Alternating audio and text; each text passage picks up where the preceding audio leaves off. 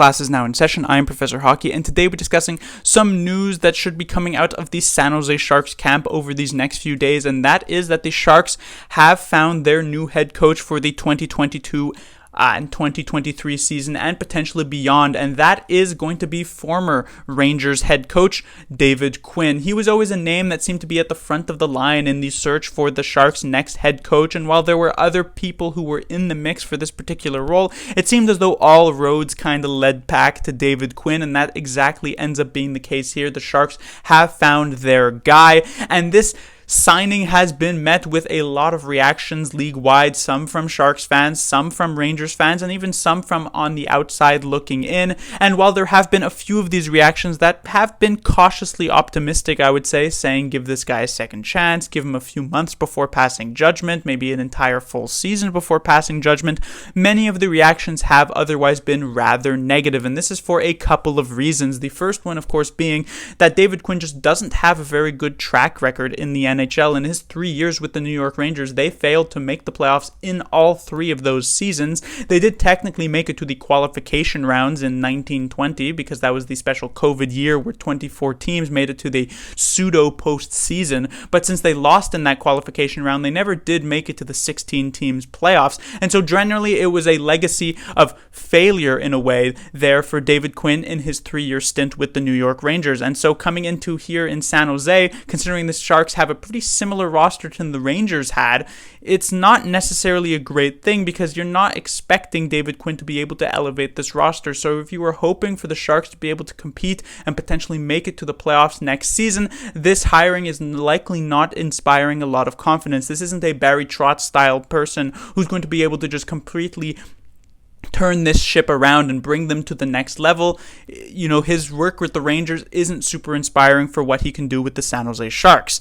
Now, others might be saying, well, you know, this wasn't a signing brought in for the Sharks to be competitive. This was a signing brought in for the Sharks to lose games and for the Sharks to be able to tank and to rebuild. This seems like the final nail in the coffin for that particular plan moving forward. And yes, that is technically true. By the end of the season, it may very well be the case that the Sharks find themselves near the bottom of the standings. But the journey to get there could be rather precarious. The reason being is that David Quinn has a rather notorious reputation for not necessarily treating his young players, and in particular his young forwards, with the most care in their development. While he was with the New York Rangers, they of course had 2 very promising young players that they drafted very highly in the past entry drafts. That was Capo Caco as well as Alexis Lafreniere, and neither of those 2 players managed to flourish under David Quinn. In particular, their development kind of stalled a bit under Quinn as head coach, which can be rather worrying because while the Sharks do not have many prospects that should be making the team next season, they do have a couple,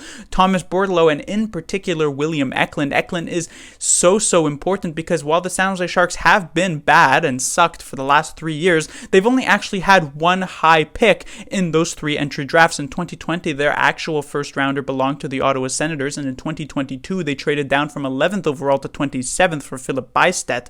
And so Eklund really is the guy in the system who has the most high-end talent, the real high elite type of potential who could be a first liner, a star in the league come the next couple of years. And if his development stalls or even kind of takes a turn for the worse, this could just lead to the Sharks to taking not just a singular step back in their rebuild, but multiple steps back. In fact, falling down the entire staircase pretty much. So this could be particularly dangerous. We already had a coach for the Sharks, Bob Booner, who would keep the younger players on a pretty short leash. We would see Brent Burns make multiple mistakes and still get 28 minutes a night. Meanwhile, Ryan Merkley would sneeze in the wrong direction and he'd get benched for the rest of the year.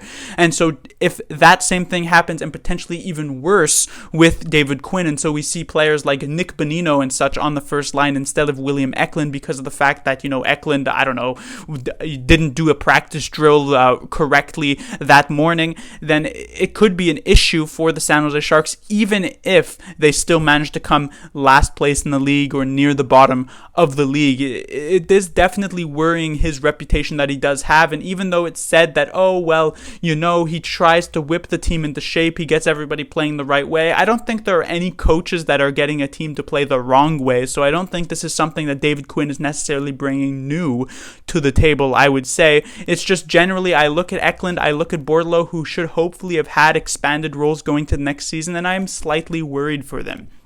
The major, I guess, good news you could say is that David Quinn does seem to have a bit of luck following him around. When he was with the Rangers, they won not one, but, well, didn't win, but they did, no, you could say win. They won not one, but 2 draft lotteries. In 2019, they managed to move up all the way to 2nd overall to pick up Kaapo Kakko, and in 2020, he won pretty much 2 draft lotteries, because not only did he have to get the fact that a team from the qualification round would have the 1st overall pick, but then he also had to win the 1 on 8 chance to get that 1st overall pick. So if maybe that's why maybe Mike Grier has bought into the David Quinn magic and is hoping that the Sharks will then end up winning the draft lottery and picking up Connor Bedard, and all of our dreams will have come true.